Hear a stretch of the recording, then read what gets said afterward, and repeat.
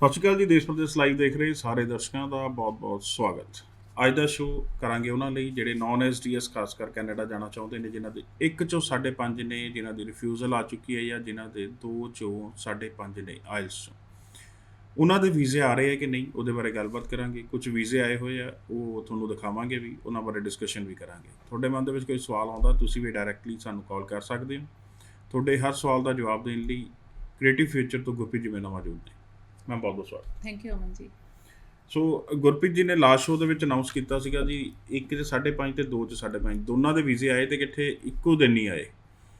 ਔਰ ਬਹੁਤ ਇੱਕ ਜਿਹੜੀ ਗੱਲਬਾਤ ਚੱਲ ਰਹੀ ਹੈ ਮਾਰਕੀਟ ਦੇ ਵਿੱਚ ਵੀ ਨਾਨ ਐਸਡੀਐਸ ਵੀਜ਼ਾ ਨਹੀਂ ਆਉਣਾ। ਇਸ ਚੀਜ਼ ਨੂੰ ਲੈ ਕੇ ਕੀ ਕਹਿਣਾ, ਇਸ ਦੀ ਸ਼ੁਰੂਆਤ ਕਰਦੇ ਹਾਂ। ਦੇਖੋ ਅਮਨ ਜੀ, ਮੈਂ ਹਮੇਸ਼ਾ ਇਸ ਮੰਚ ਤੇ ਬੈਠ ਕੇ ਜਾਂ ਕਿਤੇ ਵੀ ਗੱਲ ਕੀਤੀ ਹੈ ਕਿ ਕੈਟਾਗਰੀ ਦੇ ਉੱਤੇ ਡਿਪੈਂਡੈਂਟ ਵੀਜ਼ਾ ਨਹੀਂ ਹੈ, ਕਿ ਐਸਡੀਐਸ ਕੈਟਾਗਰੀ ਦੇ ਵੀਜ਼ਾ ਜ਼ਿਆਦਾ ਆਉਂਦੇ ਆ ਤੇ ਨਾਨ ਐਸਡੀਐਸ ਕੈਟਾਗਰੀ ਵੀਜ਼ਾ ਨਹੀਂ ਆਉਂਦੇ ਜਾਂ ਘੱਟ ਆਉਂਦੇ ਆ। ਮੇਰੀ ਹਮੇਸ਼ਾ ਹੀ ਇਹ ਗੱਲ ਰਹੀ ਆ ਕਿ ਇਹੀ ਮੈਂ ਬੱਚੇ ਨੂੰ ਸਮਝਾਉਣ ਦੀ ਕੋਸ਼ਿਸ਼ ਕੀਤੀ ਹੈ, ਇਹੀ ਦੱਸਣ ਦੀ ਕੋਸ਼ਿਸ਼ ਕੀਤੀ ਆ ਕਿ ਤੁਹਾਡੀ ਪ੍ਰੈਜੈਂਟੇਸ਼ਨ ਕਿਵੇਂ ਦੀ ਆ, ਤੁਹਾਡੀ ਪ੍ਰੋਫਾਈਲ ਔਰ ਕੈਰੀਅਰ ਦੇ ਲਈ ਤੁਸੀਂ ਕਿੰਨੇ ਕੁ ਕੌਨਸ਼ੀਅਸ ਹੋ, ਕਿੰਨੇ ਕੁ ਤੁਸੀਂ ਜੈਨੂਅਨ ਸਟੂਡੈਂਟ ਹੋ, ਤੁਸੀਂ ਕਿੰਨੀ ਕੁ ਸੱਚ ਬੋਲਦੇ ਹੋ ਆਪਣੇ ਵੀਜ਼ਾ ਅਫਸਰ ਨਾਲ, ਕਿੰਨੀ ਕੁ ਸੱਚਾਈ ਦੇ ਵਿੱਚ ਤੁਸੀਂ ਆਪਣੀ ਫਾਈਲ ਨੂੰ ਰੀਪ੍ਰਜੈਂਟ ਕਰਦੇ ਹੋ, ਉਹਦੇ ਬਿਹਾਫ 'ਤੇ ਤੁਹਾਨੂੰ ਵੀਜ਼ਾ ਅਫਸਰ ਵੀਜ਼ਾ ਗ੍ਰਾਂਟ ਕਰਦਾ ਹੈ। ਅਦਰਵਾਈਜ਼ ਵੀਜ਼ਾ ਅਫਸਰ ਵੀਜ਼ਾ ਗ੍ਰਾਂਟ ਨਹੀਂ ਕਰਦਾ। ਔਰ ਇੱਕ ਖਾਸ ਚੀਜ਼ ਜਿਹੜੀ ਮੈਂ ਦੱਸਣੀ ਚਾਹੁੰਦੀ ਹਾਂ ਕਿ ਇੱਕ ਬੱਚੇ ਕੋਲ GIC ਅਮਾਊਂਟ ਨਹੀਂ ਸੀ, ਬਟ ਕੈਟਾਗਰੀ SDS ਸੀਗੀ ਬੱਚੇ ਦੀ, ਅਤੇ ਬੱਚੇ ਕੋਲ GIC ਅਮਾਊਂਟ ਨਾ ਹੋਣ ਦੀ ਵਜ੍ਹਾ ਨਾਲ ਉਹਦੀ ਟਿਊਸ਼ਨ ਫੀਸ ਜਿਹੜੀ ਆ ਉਹ ਕਿਵੇਂ ਨਾ ਕਿਵੇਂ ਉਹਨੇ ਅਰੇਂਜ ਕਰਕੇ ਡਿਪੋਜ਼ਿਟ ਕਰਾਤੀ। GIC ਜਦੋਂ ਬੱਚੇ ਕੋਲ ਹੈ ਨਹੀਂ, ਅਸੀਂ ਵੀ ਕਿੰਨਾ ਕੁ ਸੁਜੈਸਟ ਕਰ ਸਕਦੇ ਹਾਂ, ਫਾਈਨੈਂਸ਼ੀਅਲੀ ਪ੍ਰੋਬਲਮ ਸੀ ਬੱਚੇ ਨੂੰ। ਆਈਲੈਟਸ ਸਕੋਰ ਅਮਨ ਜੀ ਬੱਚੇ ਦਾ ਅੱਛਾ ਸੀ, ਬਟ GIC ਅਸੀਂ ਨਹੀਂ ਡਿਪੋਜ਼ਿਟ ਕਰਾ ਕੇ ਤੇ ਅਸੀਂ ਕੈਟਾਗਰੀ ਚੂਜ਼ ਕਰ ਲਈ ਨਾਨ ਐਸਡੀਐਸ, ਕਿਉਂਕਿ ਅਸੀਂ GIC ਨਹੀਂ ਕਰਾਇਆ ਸੀ ਤੇ ਸਾਡੀ ਫਾਈਲ ਜਿਹੜੀ ਨਾਨ ਐਸਡੀਐਸ ਕੈਟਾਗਰੀ 'ਚ ਹੀ ਜਾਣੀ ਸੀਗੀ। ਤੇ ਵੀਜ਼ਾ ਅਫਸਰ ਨੇ ਸਾਨੂੰ ਨਾਨ ਐਸਡੀਐਸ ਕੈਟਾਗਰੀ 'ਚ ਵੀਜ਼ਾ ਗ੍ਰਾਂਟ ਕਰਕੇ ਸਾਡੇ ਤੋਂ GIC ਮੰਗਿਆ। ਵੀ ਪਹਿਲਾਂ ਵੀਜ਼ਾ ਗ੍ਰਾਂਟ ਕਰਤਾ, ਫਿਰ ਕਹਿੰਦੇ GIC ਦੇ ਦਿਓ। GIC ਦੇ ਦਿਓ। ਮੇਰਾ ਕਹਿਣ ਦਾ ਮਤਲਬ ਇਹ ਆ ਕਿ ਵੀਜ਼ਾ ਅਫਸਰ ਤੁਹਾਡੀ ਪ੍ਰੋਫਾਈਲ 'ਤੇ, ਤੁਹਾਡੀ ਜੈਨੂਇਨਟੀ 'ਤੇ ਵੀਜ਼ਾ ਦਿੰਦਾ ਹੈ। ਉਹਨੇ GIC ਮੰਗਿਆ, ਹੁਣ ਅਸੀਂ ਬੱਚੇ ਨੂੰ ਕਿਹਾ ਕਿ ਕਿਵੇਂ ਨਾ ਕਿਵੇਂ ਤੂੰ ਅਰੇਂਜ ਕਰ ਲਾ, ਹੁਣ ਤੇਰਾ ਵੀਜ਼ਾ ਅਰੇਂਜ ਹੋ ਗਿਆ ਹੈ, ਹੁਣ ਤੂੰ ਪੈਸੇ ਫੜ ਕੇ ਵੀ ਜਾ ਸਕਦਾ।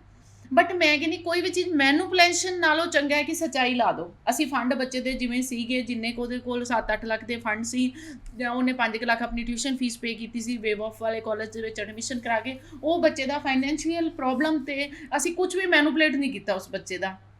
ਕਿਸੇ ਵੀ ਤਰ੍ਹਾਂ ਦੀ ਮੈਨੂਪਲੇਸ਼ਨ ਨਹੀਂ ਸੀ, ਕੋਈ ਫੰਡ ਦੀ ਮੈਨੂਪਲੇਸ਼ਨ ਨਹੀਂ ਸੀ, ਕੋਈ GIC ਨੂੰ ਲੈ ਕੇ ਅਸੀਂ ਜਾਂ ਕੁਝ ਐਡਿਟ ਕਰਕੇ ਜਾਂ ਅਕਾਊਂਟ ਉੱਥੇ ਦੇ ਦਿੰਦੇ ਜਾਂ ਕੁਝ ਵੀ ਕਰ ਦਿੰਦੇ। ਕੋਈ ਵੀ ਕਿਸੇ ਤਰ੍ਹਾਂ ਦੀ ਸੱਚਾਈ 'ਤੇ ਅਸੀਂ ਵੀਜ਼ਾ ਲਾਇਆ ਕਿ ਬੱਚੇ ਕੋਲ ਫਾਈਨੈਂਸ਼ੀਅਲ ਬਜਟ ਇੰਨਾ ਹੈ, ਇਸ ਕਰਕੇ ਅਸੀਂ ਇਸ ਫਾਈਲ ਨੂੰ ਨਾਨ ਐਸਡੀਐਸ ਕੈਟਾਗਰੀ 'ਚ ਪੁੱਟ ਔਨ ਕਰ ਰਹੇ ਹਾਂ। ਉਹਦੇ 'ਤੇ ਬਿਹਾਫ 'ਤੇ ਵੀਜ਼ਾ ਅਫਸਰ ਨੇ ਸਾਨੂੰ ਵੀਜ਼ਾ ਗ੍ਰਾਂਟ ਕੀਤਾ। ਮੇਰਾ ਹਮੇਸ਼ਾ ਇਹੀ ਐਕਸਪੀਰੀਅੰਸ ਰਿਹਾ ਹੈ ਵੀਜ਼ਾ ਅਫਸਰ ਨਾਲ, ਅੰਬੈਸੀ ਨਾਲ, ਜਦੋਂ ਵੀ ਮੈਂ ਫਾਈਲਸ ਪੁੱਟ ਔਨ ਕੀਤੀਆਂ ਕਿ ਵੀਜ਼ਾ ਅਫਸਰ ਤੁਹਾਡੀ ਸੱਚਾਈ 'ਤੇ, ਤੁਹਾਡੀ ਜੈਨੂਇਨਟੀ 'ਤੇ ਵੀਜ਼ਾ ਦਿੰਦਾ ਹੈ, ਨਾ ਕਿ ਕੈਟਾਗਰੀ ਵਾਈਜ਼ ਵੀਜ਼ਾ ਹੈ ਕਿ ਐਸਡੀਐਸ ਕੈਟਾਗਰੀ 'ਚ ਜ਼ਿਆਦਾ ਵੀਜ਼ਾ ਹੈ, ਨਾਨ ਐਸਡੀਐਸ ਕੈਟਾਗਰੀ 'ਚ ਘੱਟ ਵੀਜ਼ਾਸ ਨੇ। ਮੇਰਾ ਐਕਸਪੀਰੀਅੰਸ ਇਹੀ ਬੋਲਦਾ, ਇਹੀ ਕਹਿੰਦਾ ਹੈ ਕਿ ਤੁਹਾਡੀ ਜੈਨੂਇਨਟੀ 'ਤੇ, ਤੁਹਾਡੇ ਪ੍ਰੋਫਾਈਲ ਦੀ ਪ੍ਰੈਜੈਂਟੇਸ਼ਨ ਦੇ ਉੱਤੇ ਤੁਹਾਨੂੰ ਵੀਜ਼ਾ ਮਿਲਣਾ ਹੈ, ਨਾ ਕਿ ਕੈਟਾਗਰੀ ਦੇ ਅਕੋਰਡਿੰਗਲੀ ਤੁਹਾਨੂੰ ਵੀਜ਼ਾ ਮਿਲਣਾ ਹੈ। ਮਤਲਬ ਓਵਰਆਲ ਪ੍ਰੋਫਾਈਲ ਜਿਹੜੀ ਹੈ ਉਹ ਅਸੈਸ ਹੁੰਦੀ ਹੈ, ਸਿਰਫ ਆਇਲ ਸਕੋਰ ਨਹੀਂ ਹੈ ਜਿਹਦੇ ਕਰਕੇ ਵੀਜ਼ਾ। ਬਿਲਕੁਲ। ਦੇਖੋ ਅਮਨ ਜੀ, GIC ਸਰਟੀਫਿਕੇਟ ਨਹੀਂ ਹੋਣ ਦੇ ਬਾਵਜੂਦ ਵੀ ਵੀਜ਼ਾ ਅਫਸਰ ਨੇ ਵੀਜ਼ਾ ਗ੍ਰਾਂਟ ਕੀਤਾ। SDS ਬੱਚਾ ਸੀ, ਵੀਜ਼ਾ ਅਫਸਰ ਤਾਂ ਇਹ ਕਹਿੰਦਾ ਕਿ SDS ਬੱਚੇ ਨੂੰ ਤੁਸੀਂ ਨਾਨ SDS ਕੈਟਾਗਰੀ 'ਚ ਕਿਉਂ ਪੁੱਟ ਔਨ ਕਰਦੇ ਹੋ, ਕਿਉਂਕਿ ਸਾਡੇ ਕੋਲ GIC ਸਰਟੀਫਿਕੇਟ ਨਹੀਂ ਸੀ, ਅਸੀਂ ਨਾਨ SDS ਕੈਟਾਗਰੀ 'ਚ ਹੀ ਚੂਜ਼ ਕਰ ਸਕਦੇ ਸੀ, ਪੁੱਟ ਔਨ ਕਰ ਸਕਦੇ ਸੀ। ਇਸ ਕਰਕੇ ਮੇਰਾ ਕਹਿਣ ਦਾ ਮਤਲਬ ਇਹ ਆ ਕਿ ਇਕੱਲੇ ਇੱਕ ਆਈਲੈਟਸ ਸਕੋਰ ਦੇ ਆਧਾਰ 'ਤੇ, ਇਕੱਲੇ SDS ਕੈਟਾਗਰੀ ਦੇ ਆਧਾਰ 'ਤੇ ਵੀਜ਼ਾ ਨਹੀਂ ਲਿਆ ਜਾ ਸਕਦਾ।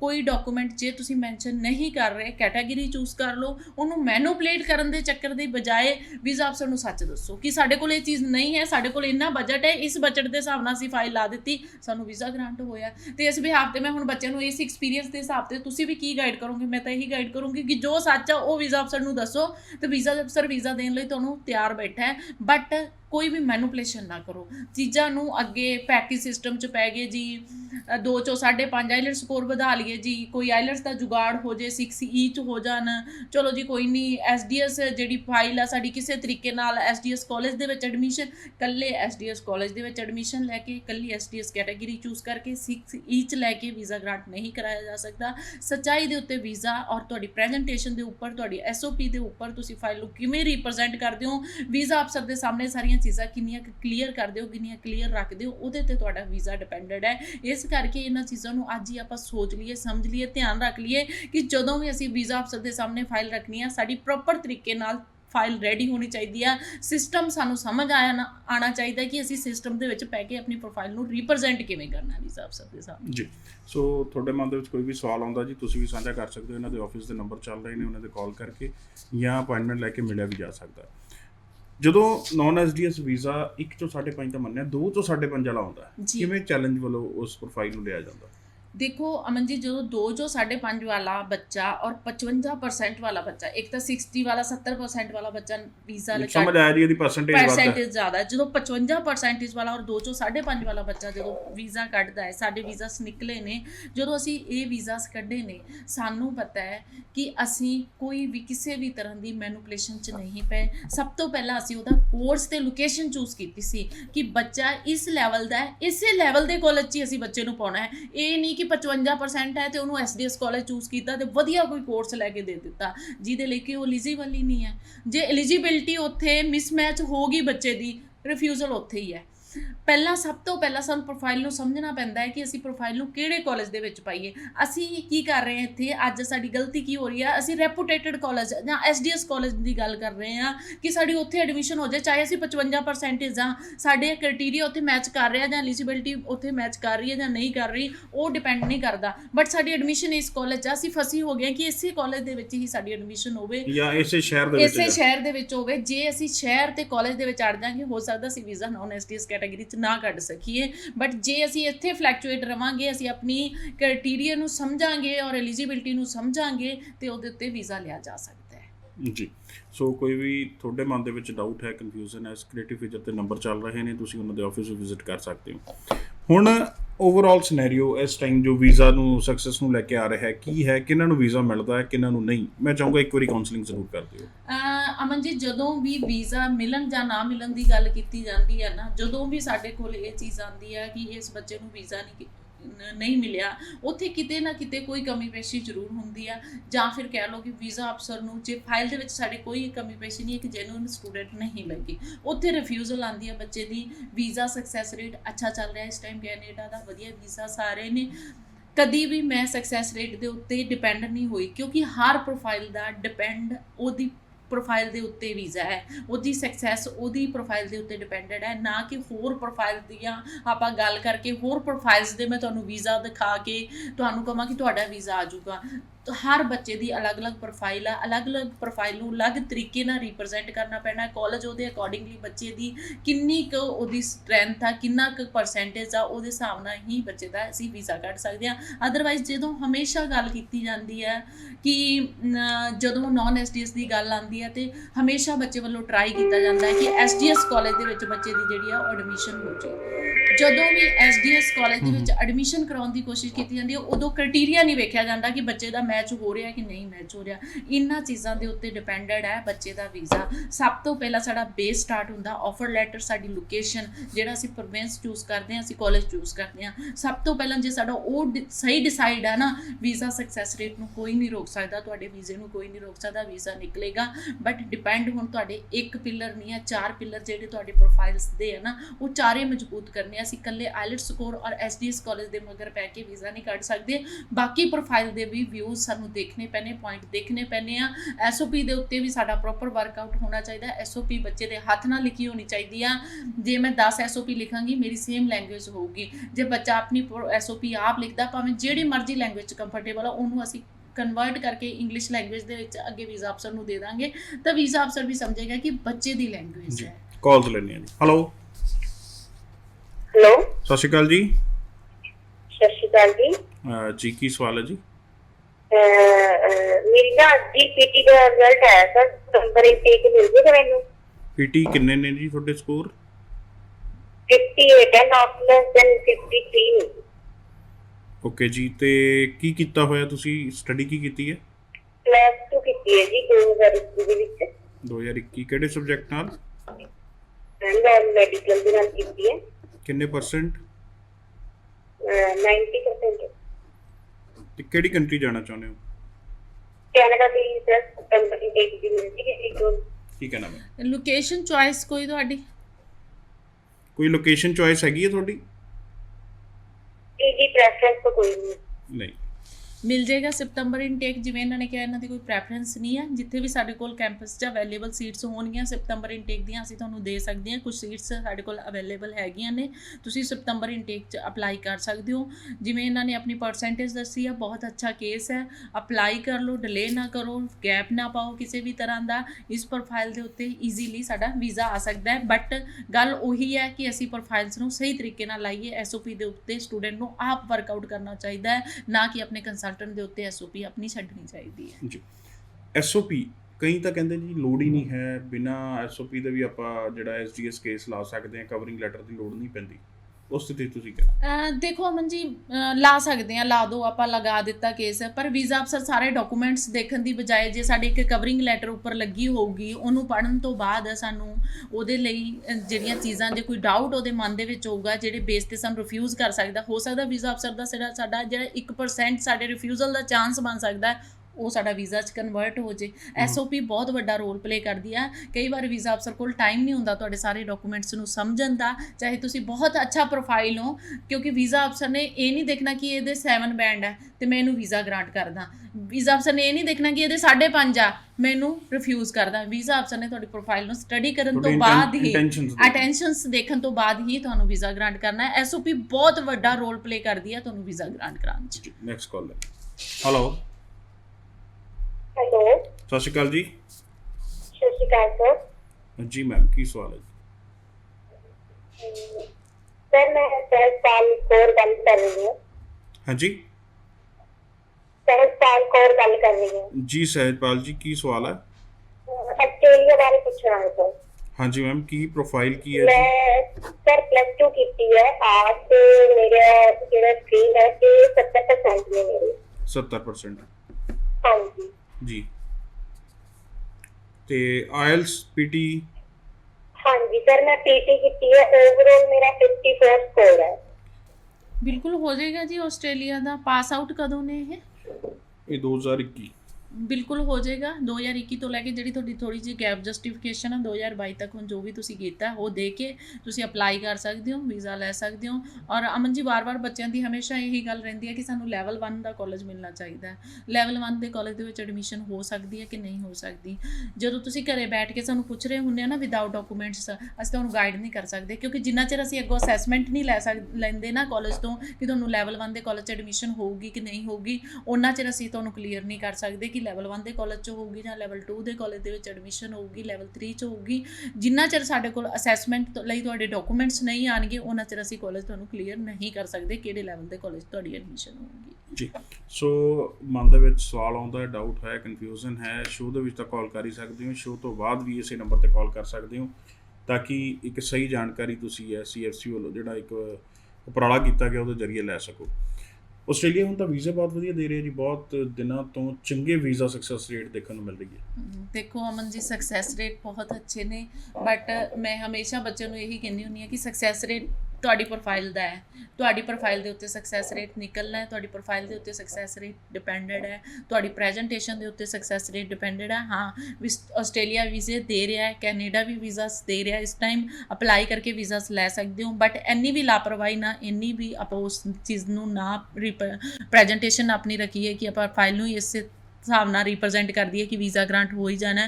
ਜਿਵੇਂ ਕੁਝ ਬੱਚੇ ਕਹਿੰਦੇ ਆ ਕਿ ਮੈਮ ਫੰਡ ਤੋਂ ਬਿਨਾਂ ਵੀ ਵੀਜ਼ਾ ਗ੍ਰਾਂਟ ਹੋ ਜਾਂਦਾ ਹੈ, ਫੰਡ ਲਾਉਣ ਦੀ ਕੀ ਜ਼ਰੂਰਤ ਹੈ। ਇਸ ਟਾਈਮ ਕੋਈ ਵੀ ਕਾਲਜ ਫੰਡ ਨਹੀਂ ਮੰਗ ਰਿਹਾ। ਸਾਨੂੰ ਬਾਹਰੋਂ ਕਿਤੋਂ ਨਿਊਜ਼ ਕੁਝ ਵੀ ਸੁਣ ਲੈਂਦੇ ਬੱਚੇ ਕਿ ਇਸ ਟਾਈਮ ਜੇ ਵੀਜ਼ਾ ਅਫਸਰ ਨੇ ਵੀਜ਼ਾ ਦੇਣਾ ਹੋਵੇ ਤਾਂ ਫੰਡ ਤੁਹਾਡੇ ਤੋਂ ਮੰਗ ਲਏਗਾ।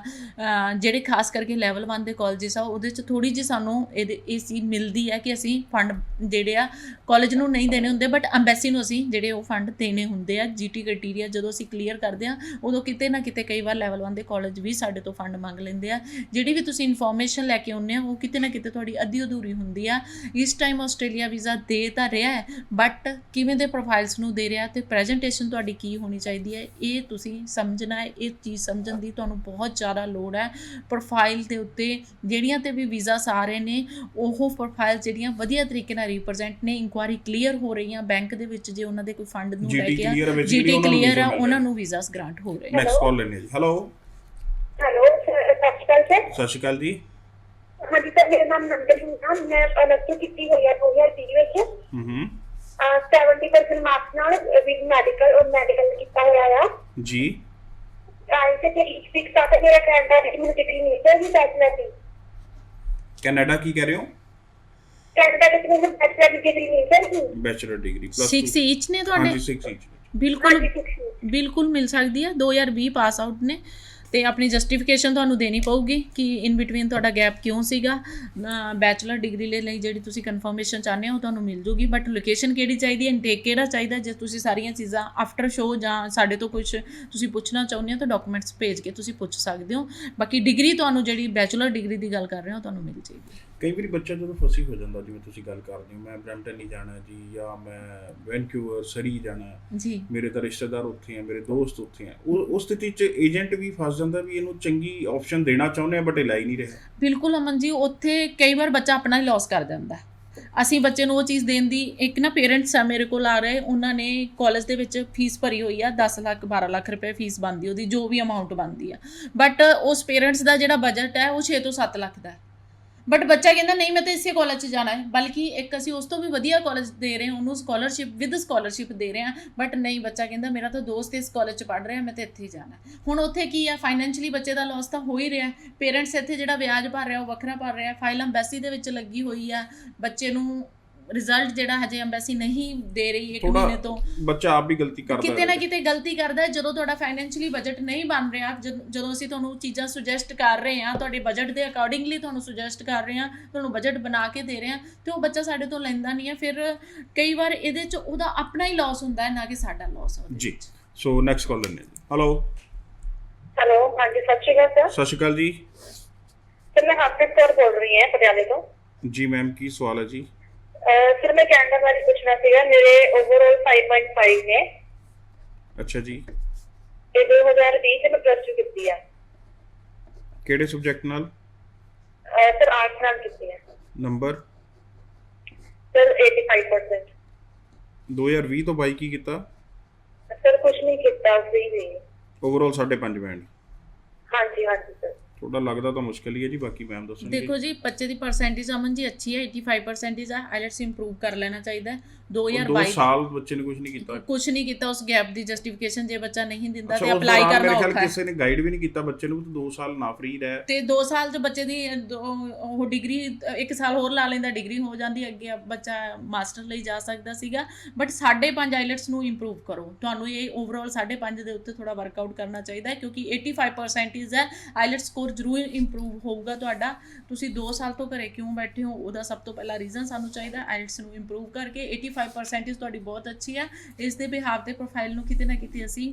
ਗੁੱਡ ਬੁੱਕ ਦੇ ਵਿੱਚ ਮੰਨਦੇ ਹਾਂ ਬਟ ਆਈਲੈਟਸ ਇੰਪਰੂਵ ਕਰੋ ਤੇ ਜਸਟੀਫਿਕੇਸ਼ਨ ਤੁਹਾਨੂੰ ਦੱਸਣਾ ਪਊਗਾ ਤੁਸੀਂ ਕੀ ਕੀਤਾ ਜੇ ਤੁਸੀਂ ਨਹੀਂ ਦੱਸਦੇ ਨਾ ਤਾਂ ਐਡਮਿਸ਼ਨ ਹੋ ਸਕਦੀ ਹੈ ਤੇ ਨਾ ਹੀ ਅਸੀਂ ਅੱਗੇ ਫਾਈਲ ਨੂੰ ਰਿਪਰੈਜ਼ੈਂਟ ਕਰ ਗੁਰਪ੍ਰੀਤ ਜੀ ਸਕਦੇ ਜਦੋਂ ਹੁਣ ਤੁਸੀਂ ਤੁਹਾਡਾ ਕੋਲ ਸਿੱਧਾ ਦੱਸ ਦਿੰਦੇ ਨਹੀਂ ਆਇਲਸ ਕਰਨੀ ਪੈਣੀ ਹੈ ਨਹੀਂ ਤੇਰਾ ਵੀਜ਼ਾ ਨਹੀਂ ਆਉਣਾ ਜੀ ਕੁਝ ਡਰ ਜਾਂਦੇ ਏਜੰਟ ਜੀ ਜੇ ਮੈਂ ਆਇਲਸ ਕਰਨ ਨੂੰ ਕਿਹਾ ਤੇ ਇਹਨੇ ਕਿਤੇ ਹੋਰ ਚਲੇ ਜਾਣਾ ਇਹ ਫਾਈਲ ਹੱਥੋਂ ਨਿਕਲ ਜੂ ਜਾਂ ਕਾਉਂਸਲਰ ਨਹੀਂ ਦੱਸਦਾ ਇਹ ਜੀ ਸਥਿਤੀ ਵੀ ਹੋ ਜਾਂਦੀ ਕਈ ਵਾਰੀ ਕਾਉਂਸਲਰ ਨੂੰ ਲੈ ਕੇ ਨਹੀਂ ਅਮਨ ਜੀ ਆਪਾਂ ਨਹੀਂ ਤੁਹਾਡੇ ਨਹੀਂ ਓਵਰਆਲ ਦੀ ਗੱਲ ਕਰਦਾ ਮੈਂ ਜਿਵੇਂ ਹੁਣ ਆ ਬੱਚੇ ਨੂੰ ਗਾਈਡ ਨਹੀਂ ਕੀਤਾ ਵੀ ਆਇਲਸ ਦੁਆਰਾ ਕਰ ਲਾ ਦੇਖੋ ਅਮਨ ਜੀ ਜਦੋਂ ਸਾਨੂੰ ਲੱਗਦਾ ਹੈ ਨਾ ਕਿ ਇਸ ਆਈਲੈਟ ਸਕੋਰ ਤੇ ਅਸੀਂ ਬੱਚੇ ਦਾ ਵੀਜ਼ਾ ਕੱਢ ਲਾਂਗੇ ਉਸ ਬੇਸ ਤੇ ਅਸੀਂ ਕਦੀ ਵੀ ਇੰਪਰੂਵਮੈਂਟ ਨਹੀਂ ਕਹਿੰਦੇ ਬਟ ਕਈ ਵਾਰ 1 ਚੋਂ 5.5 ਵਾਲੇ ਬੱਚੇ ਵੀ ਮੇਰੇ ਕੋਲ ਅਪਲਾਈ ਕਰ ਜਾਂਦੇ ਆ ਬਟ ਮੈਂ ਉਹਨਾਂ ਦੀ ਕੰਡੀਸ਼ਨਲ ਮੰਗਾ ਲੈਂਦੀ ਹਾਂ ਮੈਂ ਉਹਨਾਂ ਨੂੰ ਬੱਚੇ ਨੂੰ ਹਮੇਸ਼ਾ ਗਾਈਡ ਕਰਦੀ ਇਹ ਪ੍ਰੈਸ਼ਰ ਦੇ ਕੇ ਨਹੀਂ ਗਾਈਡ ਕਰਿਆ ਜਾਂਦਾ ਸਾਡੇ ਵੱਲੋਂ ਕਿ ਤੂੰ ਆਈਲੈਟਸ ਇੰਪਰੂਵ ਕਰ ਲਾ ਤੇਰਾ ਲੱਗਣਾ ਨਹੀਂ ਜਾਂ ਕੁਝ ਉਹਨੂੰ ਮੈਂ ਕਹਿੰਦੀ ਮੈਂ ਤਿਆਰੀ ਕਰ ਰਹੀ ਹਾਂ ਤੇਰੀ ਤੂੰ ਇੱਕ ਵਾਰ ਹੋਰ ਦੇ ਕੇ ਦੇਖ ਐਵੇਂ ਦੇ ਮੇਰੇ ਰਿਫਿਊਜ਼ 2 ਕੇਸ ਸੀ ਉਹਨਾਂ ਨੇ 6C 'ਚ ਲਏ ਇੱਕ ਮੇਰੇ ਕੋਲ ਆਲਰੇਡੀ ਕੇਸ ਲੱਗਿਆ ਹੋਇਆ ਸੀ 5.5 1 ਚੋਂ 5.5 ਵਾਲੇ ਬੱਚੇ ਦਾ ਉਹਨੇ 6C 'ਚ ਆਪਣੇ ਕੀਤੇ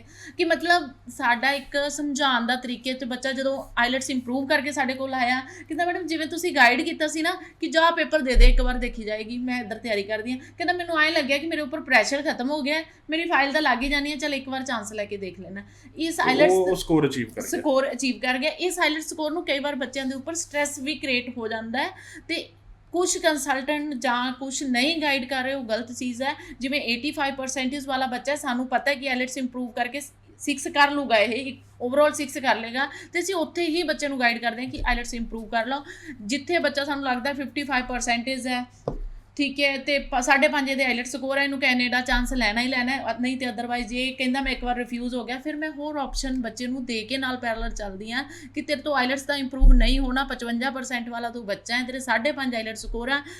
ਜੇ ਅਸੀਂ ਗਾਈਡ ਕਰਨਾ ਨਾ ਅਮਨ ਜੀ, ਮੇਰਾ ਜਿਹੜਾ ਕਹਿਣ ਦਾ ਮਤਲਬ ਹੈ ਕਿ ਇੱਕ ਕੈਰੀਅਰ ਨੂੰ ਲੈ ਕੇ ਗਾਈਡ ਕਰੀਏ, ਅਸੀਂ ਇੱਕ ਏਜੰਟ ਵਾਂਗੂ ਨਾ ਗਾਈਡ ਕਰੀਏ ਕਿ ਅਸੀਂ ਕੈਰੀਅਰ ਕੰਸਲਟੈਂਟ ਹੈ, ਕਿ ਅਸੀਂ ਬੱਚੇ ਦਾ ਕੈਰੀਅਰ ਦੇਖੀਏ ਕਿ ਬੱਚੇ ਨੇ ਕੱਲ ਦੇ ਦਿਨ ਆਪਣੇ ਕੈਰੀਅਰ ਬਣਾਉਣ ਲਈ ਜਾ ਰਿਹਾ ਬੱਚਾ, ਤੇ ਕੱਲ ਦੇ ਦਿਨ ਇਹਦਾ ਨੁਕਸਾਨ ਨਾ ਹੋਵੇ ਕਿਸੇ ਵੀ ਤਰ੍ਹਾਂ ਦਾ। ਸੋ ਅੱਜ ਦੇ ਸ਼ੋਅ ਦਾ ਸਮਾਂ ਨਹੀਂ ਅਲਾਉ ਕਰ ਰਿਹਾ ਜੀ, ਬਟ ਉਮੀਦ ਕਰਦੇ ਹਾਂ ਅੱਜ ਦੀ ਜਿਹੜੀ ਇਨਫੋਰਮੇਸ਼ਨ ਆ ਤੁਹਾਡੇ ਤੱਕ ਲਾਹੇਵੰਦ ਰਹੀ ਹੋਏਗੀ।